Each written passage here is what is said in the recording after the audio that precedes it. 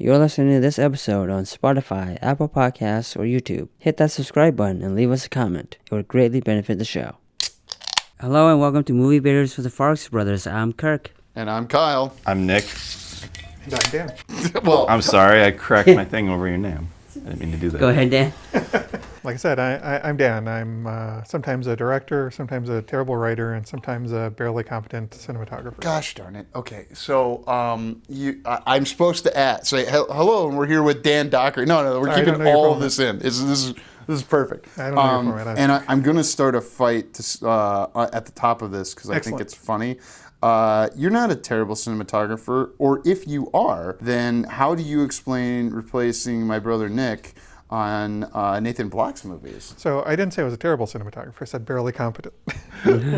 Barely competent. Yes. So how would you describe yourself, brother? Myself? Yeah. Oh, like if I was the guest? No, if you as a cinematographer. Because you got replaced by Dan Dockery. I've always thought I am, as far as the stuff we make, which is for the last several years, most of what I've done is our stuff, JK. And Nathan Block's Distant Calling. Oh yeah, but I say most of what I've done.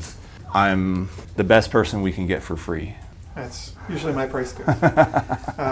And at least from what Nathan had told me, it sounded like there was more of an availability concern than a quality concern. Oh, I remember. Oh yeah, because was it which project did you? The Shed was the first one that I did with Nathan. Because I remember. Oh, sorry. Good. Oh no, it's back in 2023. Oh, okay. Yeah. So you really got replaced by Dan? I mean, I wasn't asked for that one. I was asked for the follow-up to Shepherds, but I was doing other things. Yep, and that was Eli that shot that one. Sunquist? Yes. Okay. I know that name. I'm probably friends with him on a social media. So Dan, what of your multi-hyphenates, that's usually how I ask the question, which is the multi-hyphenate that got you into wanting to make movies and television, or however you see your video product? That would be director of photography work. Okay. So you got work as a director of photography? Work is a pretty strong term. Okay. Some friends and I made films, and I was usually the one that ran the camera. When was this? Like how far back in time? Don't feel like you have to date yourself. Well, I guess if we went all the way back to high school, we did some cable access stuff, but really? It was all that good. Yes, that would have been in 1994, but I didn't really start getting more into photography and videography until early 2000s. When there was a switch to digital? When digital started to get to a quality that I thought looked good. What was that for you? What were the demarkers? No, what were the indications that it was to where it needed to be for you? Full HD camcorders, I think, were the big thing. Was that like 720 back then? No, full HD would have been 1080. So it was okay. They had 1080 camcorders. Yeah, back in around 2001, 2002. Okay. How'd you feel about them? I'm gonna play you guys off of each other now because I've set up this rivalry. I remember. I didn't own one, but I remember the XL. The Canon was an XL1, XL2. Oh, yeah, that one was a 3-chipper, wasn't it? Yeah. And I think that was HD, but tape still, mini DV. Yeah, we were shooting on tape. DV tape. Yeah, and but it wasn't. I don't think they could do 24 frames yet. I think that didn't come until the DVX 100 in like 2004. Wow. So I continued shoot. I was just shooting on home video. Like I never got an HD camera until even the DVX, that was an HD. That was standard def, but it was 24 frames. That was my first like real camera purchase. Yeah, and my camcorders, at least that I got at the time, which were Canon something, I don't remember, but they had a cinema mode that was, I think, a true 24 instead of a 23.98. But wow, at that point you're splitting hairs. But still, I mean, that's cool. Wait, what's the difference? Because I know the numbers because you have to set that when you ingest in Final Cut or what's it called, the Adobe one. We're not giving them free ads. You just said Final Cut. So. Sure. Well, Tim Apple needs the help from me, so he's hanging out with pedophiles. I saw. Ooh. Oh, was he? Oh wait, I'm not allowed to say it in the first list? 5 minutes. I'm the like, list. What? Not Tim Apple, but the other two people he sat down with, just to date the bait a little bit. Oh, I don't know. Yeah, I don't know the other it's fine. two people. I'll tell you later. And Tim Apple doesn't even like girls, so. Yeah. I don't think he would have been on the island with the young ladies. Oh, They yeah. must have found a way for, because you got to compromise those people too. I guess he could have had young boys too. I don't know. But never Yeah. heard about that. Many gross things. So when you were a young boy, Yeah. what what a transition, smooth as butter.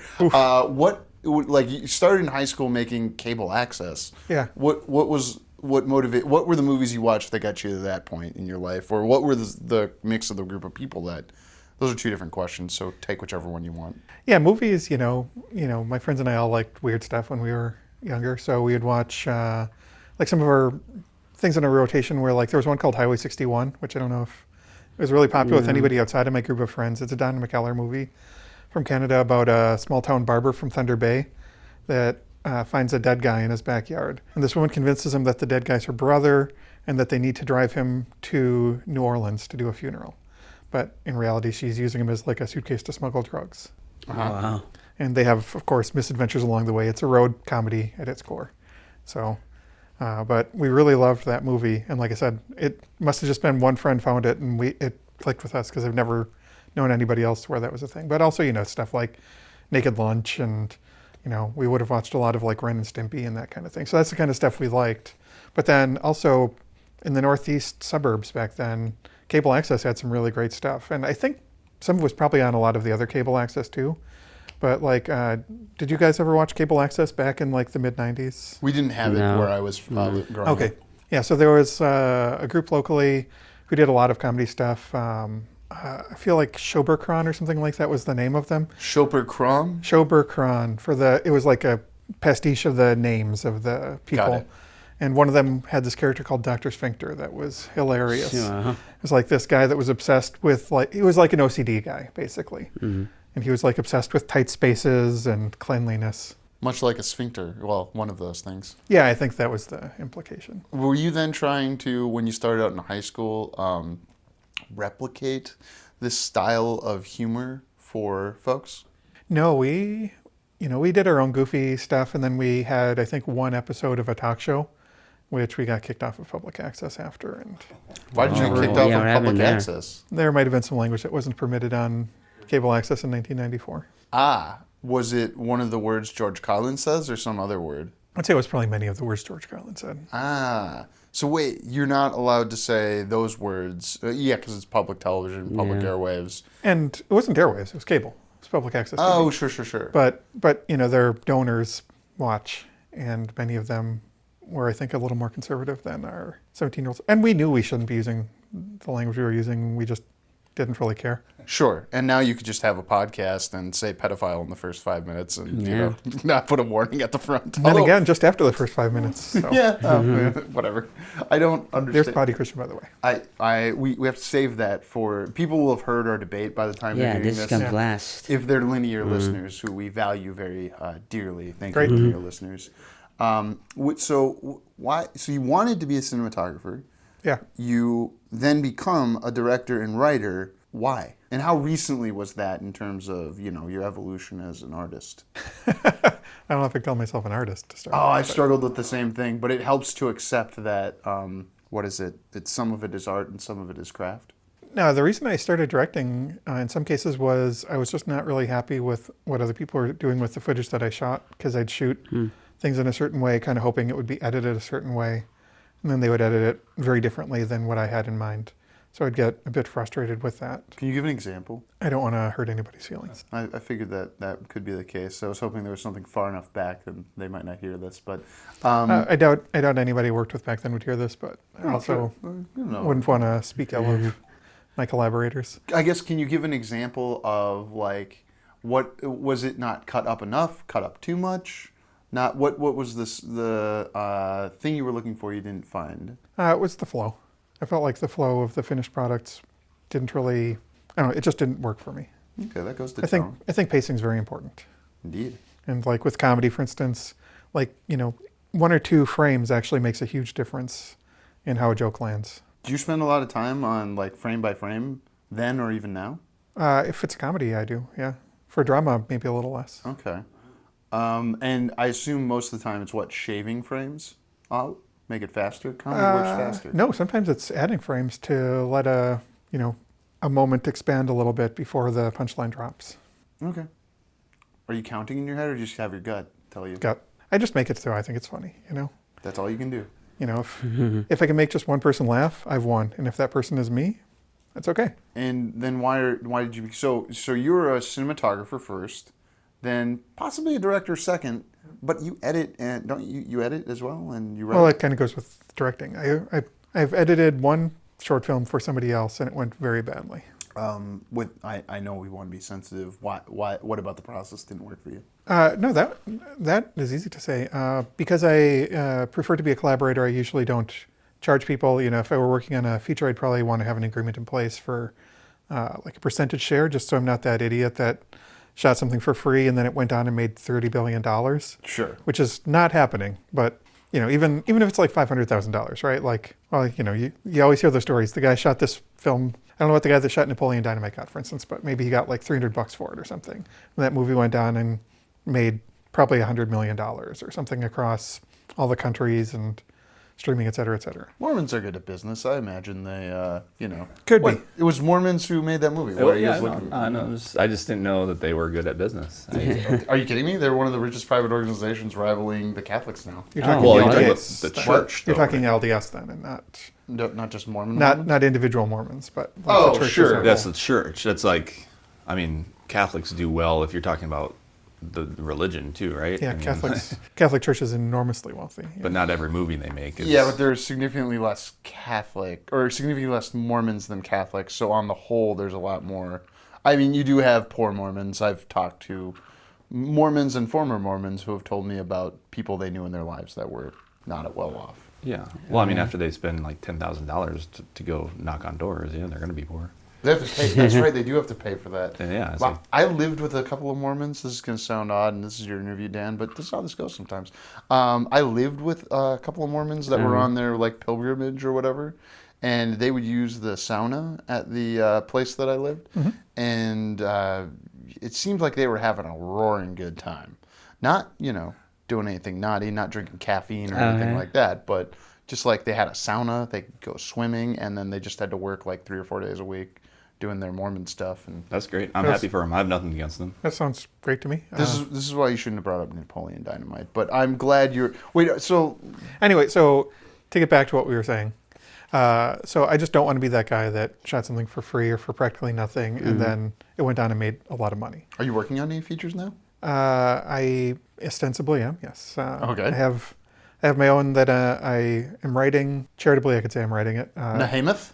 Yes. Did I say it right this time? Nahamath? Nahamath? Okay. You know, I'm not honestly sure how to say it. It is a real demon. It's Yiddish, right?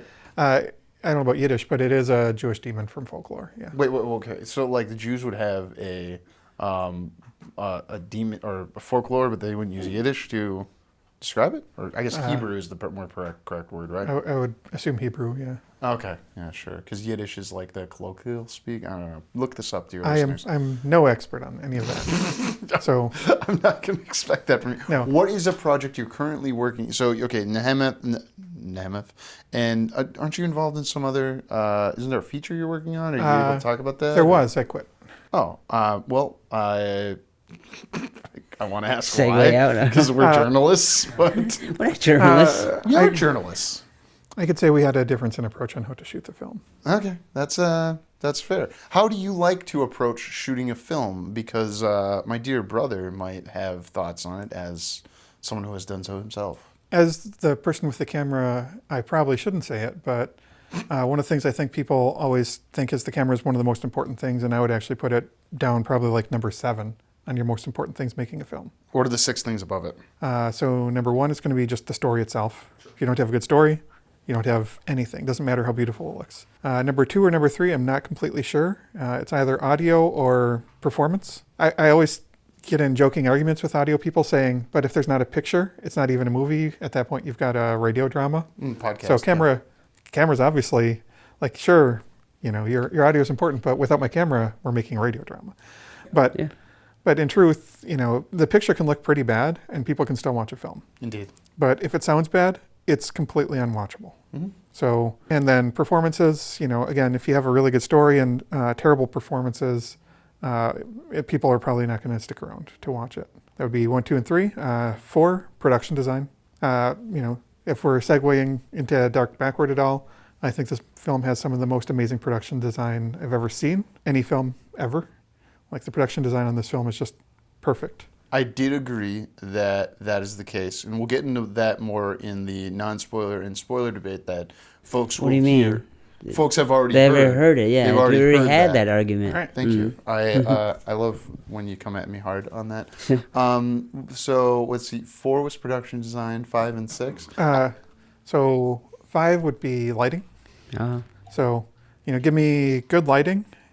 Give me good lighting in a Canon T2i, which is a, DSLR from like 15 years ago. Yeah. Which was, at the time it came out, relatively entry level. So a lot of people would badmouth it. It was a fine camera. I never had one, but it was fine. But give me that, or give me like the best Arri ever made and terrible lighting. I would take the T2i and good lighting any day of the week. It's just going to look better. Then after that, maybe camera. There might be something else that I'm not thinking of. The camera would be 6th then. Sure.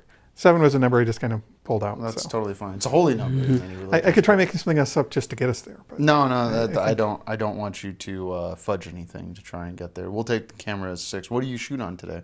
I have a few cameras. My main camera right now is the Ursa Cine 12K LF, which is a fairly new camera from Blackmagic. It's the first Blackmagic I've owned since the original Pocket Cinema camera, which I loved. Not the 4K, but there was one that came out with like 10 years ago. It was like The little tiny one. Yeah, it actually was a pocket camera. When they called it a pocket camera, it actually fit in a pocket, unlike the Pocket Cinema Camera 4K, which is, I don't know, maybe if you have like great big cargo pants, you could fit that in a pocket, but not anything I own. These crew people I see often wear cargo pants and they're baggy. So maybe they're putting those great big Blackmagic cameras in their pocket. Anyway, the Ursa is much bigger yet than that. It's about 25 pounds rigged, so.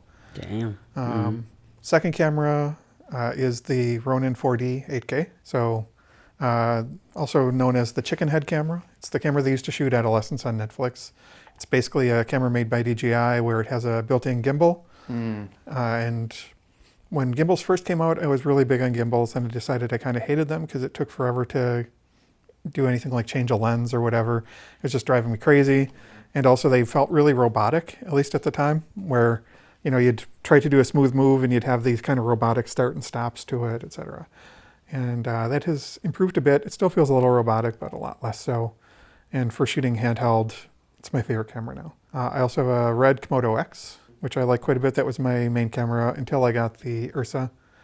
And I still like it for a number of things. And then I have a few other cameras like the original red Komodo, a Canon 5D, and a Fuji GFX 100 too. So, and a bunch of film cameras, but those aren't relevant to. Wait, you have a film camera? Oh, wait, for like shooting pictures or for shooting Well, movies? I guess I do have a 16mm Bolex, but Wow. I haven't used it in 20 years probably. But What did you use it for at the time? I shot some test footage and was going to shoot some other stuff with it, and then I decided 16mm film is really expensive. Mm-hmm. So. Yeah, and it would have been more expensive, 20 years ago when you bought it, when things were switching over to digital? Yeah, a friend had it for a pretty good deal. I didn't buy it new. It was Ah. a used thing, and my friend gave me a great deal with a few lenses. So you're a man who lives with like 5 or 6 cameras in your home? Now I'm a man who lives with probably about 45 to 50 cameras. Damn. Film cameras, still film cameras. I have everything from some 35mm, which I don't really shoot anymore, but I keep them around for sentimental reasons, to medium format, to 4x5, 5x7, 8x10, 4x10, and my biggest is an 8x20 inch camera. Damn, okay. So what's the last of your projects you shot handheld? I'm trying to remember in my head which ones I saw that were handheld. A bunch of Holiday Vacation, which was my 48-hour film project this year, was handheld. And Kirk was there for that. Yeah, I did sound. So you would have shot that on the Ronin? Yep, that was mostly on the Ronin, and then there was some stuff upstairs that we did on sticks where it was on the Ursa. Okay, nice.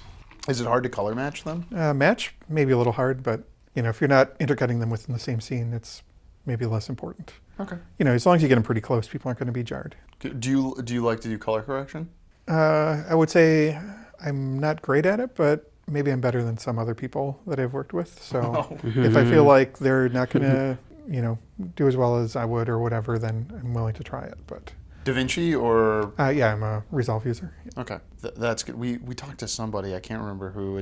The episode's come out by this point, who I think used Adobe for the whole? Yeah, Premiere. Okay, Yeah, yeah. she used Premiere because she didn't like how finicky DaVinci was. That's right. And I Yeah. feel very strongly that it's, what do you call it? Like, if you don't have the passion for color, like Nick's got a passion for color. Do you, Nick? Yeah, I Passion like color? color. I feel like I've been using Resolve since 2012, and I was telling people about Resolve, and they're like, "What's Resolve?" Yeah. But yeah, so I'm definitely Resolve all Who's the way. this DaVinci? Yeah, I've never. Sounds like a Ninja Turtle to me. Yeah, I mean, I was big on like the teal and back then, trying to do like teal and orange. Oh, yeah. And like, you know, I'm not like a big color theory guy. I'm not gonna be your guy for that. Like, well, if we do it this way, it means this. No, I just like making it look good, whatever good means. So you know. Yeah, and people are welcome to use Premiere if they want. I mean, you know, I'm not going to tell other people what hammer to pound in nails with. So. No. We definitely have to be taking tools away from people. That's that's. All right, if you want to harsh people's buzz with their video editor of choice, you're welcome to that. But I am not, because I can't do color, and thinking about learning in Resolve, having watched Nick do it, scares me. But I believe it's possible. People have learned it. I would say most working professionals seem to prefer Premiere for whatever reason. So I for the editing, yes, but it feels like all the people I know who are passionate about color appreciate DaVinci because it is more finicky. Because you can get to the tools are a lot more advanced in Resolve. Yeah, like I can't imagine now that the last couple of years doing like color management with things, I can't imagine not having color management, like for converting, you know, just throwing everything into the project from different cameras, and as long as it knows that camera and that color science and that color space, it converts everything to a common working space, and then converts it to your normal like Rec 709, and you don't have to mess around with LUTs unless you want to, but you don't have to anymore. Yeah, and that's kind of about as far as I get in terms of, like I said, matching cameras. Like I can spend a little more time, but if you have to cross-cut them in the same scene, you know, the color management doesn't really get you there where they match perfectly. But if you have one in one scene, one in another scene, nobody's really going to notice. I feel like it gets way closer than if you just like having to sift through LUTs though. Like if you didn't do any color management at all, like you got to find a LUT that was made with Ronin 4D as the input, and then you got to find a specific LUT that was specifically had Ursa as the input, and then it's like a lot of times I also use like film convert, which brings the cameras pretty close together. Oh, really? We'll make that have another one called cinematch, which is basically film convert without the film convert part. Oh, okay. Which effectively is LUTs that make all the cameras look close. Okay. So, well, I should look into that too, because I mean, like, maybe, but if you already have a color managed workflow that's working for you, then I'm always like, you know, I always am with the mindset whatever I'm doing now, I'm not going to do forever, probably. Sure. So. I think we're probably losing all of your listeners, though. No, I think it's great. Yeah, we getting love technical. going deep. If you want a wild pivot, have you ever acted before? Yes, and I should never. Why? I'm really bad. Why do you say that? Because you mentioned being a director and being able to judge acting performance. Why are you bad, and then how do you evaluate performance? I evaluate performance based on whether I'm buying whatever they're doing. Performance looks authentic, then that's kind of what I like. In my case, I was always very self-conscious looking on screen. I looked like a person acting like whatever I was acting, right? You know, like it looked very much like a person acting mad rather than a person that was mad. How do you direct actors? Like, can you give me an example of a direction you have given to a finely tuned actor that you typically believe but maybe needed something different from? Sure. When I'm working with actors, a lot of times I try to give people a lot of leeway. So, you know, I want people to bring, you know, an authentic performance to the part. So a lot of times I'm more of a light touch where I would, you know, if something's just falling flat or wrong, then I might suggest different ways that they might approach it or ask questions to try to lead them to the place where I want them to be in terms of the performance. But otherwise, even if the performance isn't really what I had in mind as the director, and in some cases even as the writer, if I think it's playing well, I'd rather just go with that rather than trying to correct people. I don't know if that answers your question, sorry. It's fine. Where do you want to go in the next however many years, like you're doing this. I know that you have a W-2 job separate from I do. this. Where do you want this to go? Ultimately, I'd like to work in features. How so? Just as a cinematographer, or ones that you generate yourself, being that you're writing and directing one? I only write because I have to, because it's hard to find people with finished scripts to make.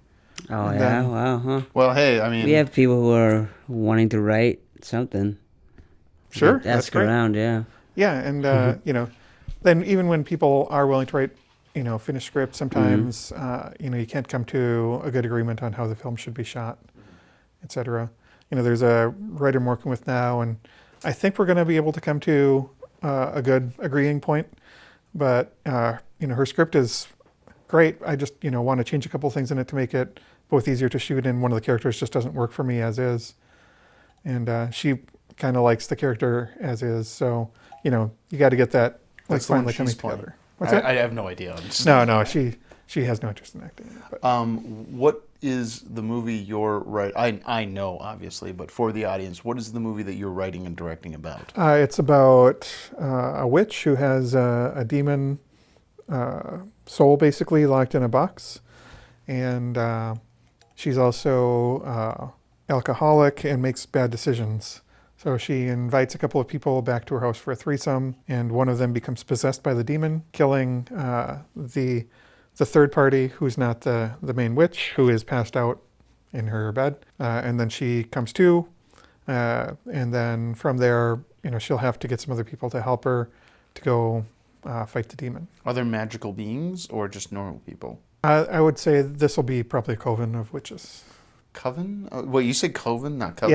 Yeah, Mike Borchardt reference.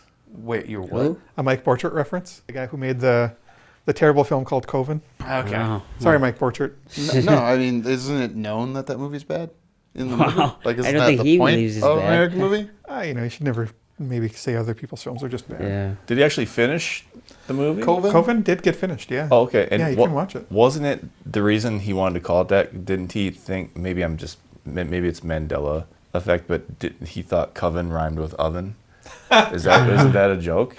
Or not even necessarily meant as a joke, but wasn't that a line from American movie? I believe it, yeah. It's probably been 15 or 20 years since I saw an American movie, but... Oh, and it's a documentary. It's not like it's not a mockumentary. I've had No, the perception at different parts of my life that it's a mockumentary. No, it's a real documentary, and Mike Borchardt's a real filmmaker from Wisconsin who made a real movie called Coven. Have they reviewed it on Red Letter Media since they're also from Wisconsin?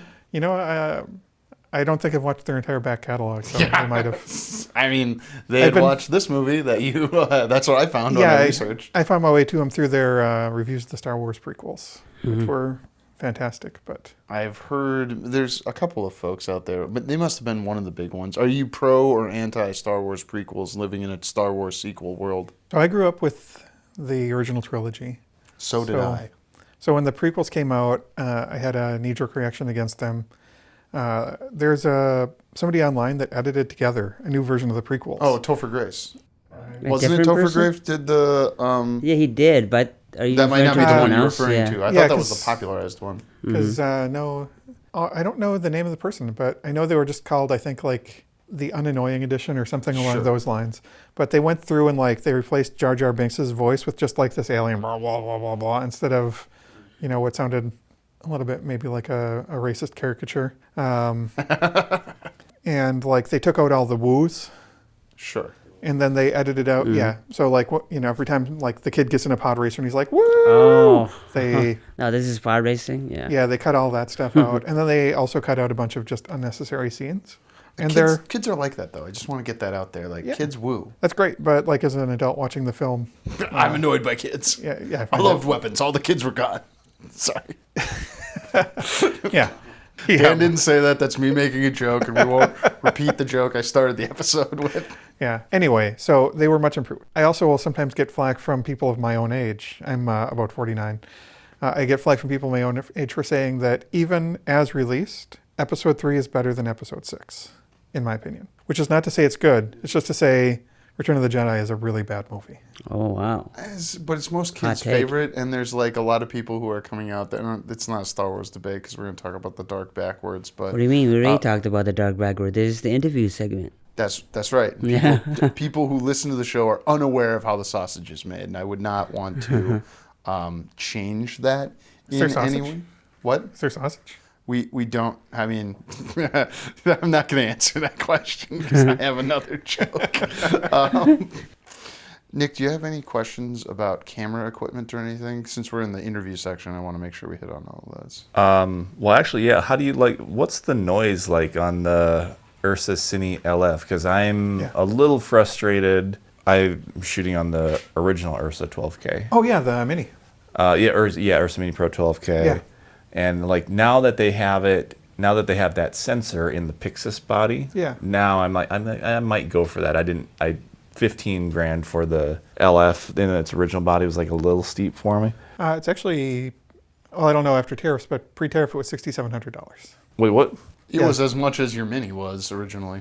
Yeah, so the $15,000 was kitted out with like some rails and stuff, but they had a body-only version, which really is it comes in like a brown box with, it's like no, like I don't know if it even says anything on the outside of the box. It's like this plain brown box. I forgot. You take it out and it's just a camera. Yeah, so that's how I got it, because I'm not spending $15,000 on a camera, and I probably shouldn't spend $6,000 on a camera. But I forgot that they released that stripped down version. But yeah, either way, like either that or in the Pixis body, I think it's like $5,400 or something. Oh yeah. Won't the rolling shutter won't be as, the sensor readout won't be as fast in that smaller body. And there are things, but it's still the same sensor. The noise. Rolling shutter's still pretty low on it. I think it's it's low. So like even if you increase it a little bit in the smaller body because it can't handle or whatever. Yeah, the big difference is the Pixis version's limited to 60 frames a second. Oh in all the modes, frame rates are gonna hit, which is fine. Like the LF can do like 168 frames per second in 8K. Okay. Which is great, but how often do I need to shoot 168 frames a second of 8K video? When Zack Snyder asks you to work for it. Sure. Could you explain noise for the audience? Not that I haven't seen it. Well, it's just like, when, how do I explain noise? It's the grainy. It's like the digital version of film grain, but like, we like film grain and we generally don't like digital noise unless it looks organic, which when we say organic, we usually mean it looks like film grain, because you're going to add that. A lot of people add that in post anyway. But James Cameron takes it away. So what I would say is with noise, it's frequently related to not having enough signal coming from the sensor that it can be interpreted correctly by the camera. And when it looks organic, it's usually because it's not colored. And we could get into how a Bayer pattern sensor actually works, but the big thing to know is the camera's actually kind of making up a lot of the values in the picture that you get from the camera. And if you have a very strong signal coming from one of the values, like red, green, or blue, you're going to get colored noise, which is the noise that really looks bad. The sort of pinkish and bluish and orangish all kind of it's together. the confetti, right? Yeah. Where every digital image has some level of noise, but if the noise doesn't take on a strong color cast toward red, green, or blue, then it kind of looks just like film grain. So people tend to find that pleasing. And so to answer your question, the image from the Ursa is really clean up to about ISO 800. Oh, okay. Which I think is the native ISO. At 1200, you start to get some kind of nice noise. And 1600, it's like noticeable noise, but not yet color. Yeah. And anything over 1600, you're going to start seeing color noise. Okay. How do you feel about how the movie Traffic looks? The Soderbergh film? Indeed. At the time it came out, I thought it was great. I don't think I've seen it since it came out, but I think the biggest thing with Traffic is that it introduced this concept of making any developing nation yellow for some reason. So, yes. They did that on White Lotus Season 3, I noticed. I've heard... that was controversial. I've heard Asian folks say that they don't like that. And per a conversation we had off air, I think that if we stop doing that, that's great. But Nick watched the movie Traffic on my 4K TV. It was an upscaled Blu-ray, and I believe you wanted to vomit. Traffic? Soderbergh, Benicio del Toro. I just don't remember watching that. Yeah, it's been a long time. Yeah, it's like a It's almost a 25-year-old movie. Yeah, at this I mean, it point. came out in 2000. Yeah, Pretty sure. we'll have to recreate this again sometime for you. Maybe we can Yeah. do that for a bonus. Sorry. Any other tech spec questions, dear Nicholas Farx? Is there a camera that's used to shoot night scenes that capture night very well, or should you just avoid? So I guess it depends. I think if you're capturing night scenes correctly, you should be lighting. Oh, is The mostly scene? just lighting? Yeah, like for anything, you should be controlling the light if you can. So if you're shooting in daylight, you probably want to have reflectors or like a 1200 watt light or something like that, Right. so you can knock down some of the shadows on people's faces. A lot of times you don't really want the really really harsh shadows or like those deep shadows under the eyes you get if the sun's over their head or something along those lines. If you're shooting at night, you can use like a 300 is enough that you can get away with it, but ideally more like a 600 maybe, and put it up high on a combo stand or something, and diffuse it a little bit, and you'll get something that looks a lot like moonlight, especially if you bring the color temperature down on the light. And so that usually plays pretty well for shooting at night. If you have to shoot at night without any lights, then some of the Sonys, like I think the FX3 is really good in super low light. And some of the newer Canons also have like ISO 12,800 usable at night, which you can certainly do that. And then the Ronin 40 is also very good in very low light. So you could use any of those. Use a fast lens too, so yeah, T1.5. What about some of those Sonys? That was the first one I said was the FX3. Oh, Yeah. sorry. You didn't say Sony in front of it, so I was confused. Well, that's I know. I'm sorry. Sorry, if you know, I guess. I'm. and that's got better helpful to the audience. codecs than the A7S series. I would I've never actually put my hands on any Oh, okay, FX3. I have a feeling it. Yeah, I mean, it's a different tier. It's not the. Oh wait, FX3. Wait, is that still? That is still mirrorless, isn't it? That's what they shot the Creator on. Yeah, FX3 is basically A7S3 in a cinema body, but I don't know if they changed codecs as well. Oh, as okay, doing that. all right. For the linear listeners, Yeah. have you watched The Creator yet? No, Oh, you haven't seen it? no. I just know they shot it on FX3. Yeah, and there's also an entry-level Sony that uses the same sensor that's very good. Oh, I don't remember the model on that. okay. It's not the A7C, but maybe it's one of the ZV something, ZV1 or I don't something even know like if I that. heard of the ZV. ZVE1, maybe, I don't know. Let's say ZVE1, I bet it's that. Yeah, it's probably the right one. Well, to wrap things up, Dan, Yeah. for this segment, we usually ask our guests, who should we ask to be on the podcast? Oh, have you had Alex Sesko on before? Yeah, we have a few times. That'd be my first thought. The man you made kiss two different women in a movie? Made. He showed up ready and willing for everything I know. No, I mean, like, anytime when you're shooting people kissing or any sort of love scene, it's pretty awkward. Yeah. 100%. Yeah, and Was Nathan Black in the room for that part? he was actually holding the camera for that one. Oh, was he coaching? Or No, were you intimacy coordinating, or what's going on? no, but that is a good call out. We didn't have specifically an intimacy coordinator, and probably should have. And Wasn't trying to. no, but for future things, it's a thing that I actually plan to do. 'Cause- We would have Alex again, and he sometimes listens. But would you like to throw out any who don't we know that we should know to help grow and form the bonds of community that Movie Baiters with the Farx brothers intends to form? I shot a short film a while ago that was like a Kickstarter thing, and I don't know if he's actually made the full film yet. But this guy Timothy Hansen. He used to run movies on Nicollet, or it was one of the very last operating video rental stores in the Twin Cities. Oh, wow.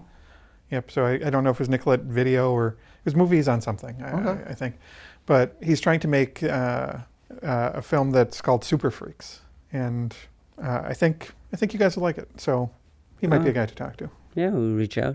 Well, Dan, thank you for joining us. Yeah. Thanks for having me. Thank you for listening. We'll catch you in our next debate. Bye-bye. Thank you for listening. For more JK Productions, find us on Instagram at JK Productions Team and on Facebook, JK Productions MN.